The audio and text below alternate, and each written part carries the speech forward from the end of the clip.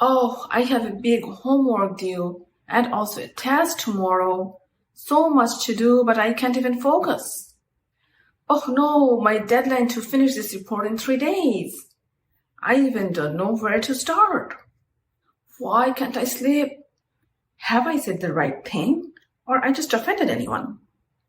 I could have said so many things, but I couldn't remember at the right moment. These are some common scenarios or storm that keep going on in our brain constantly.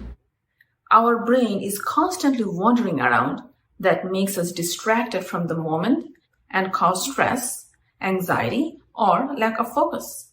Most of the time, we are either brooding over the past or worrying about the future, sometimes just wondering about the random things.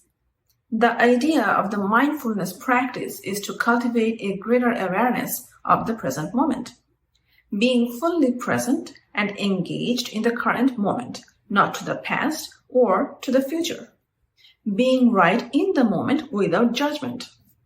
It involves paying attention to the thoughts, feelings, physical sensations, and surroundings in a non-reactive or deliberate manner. A regular practice of mindfulness can help manage stress and anxiety.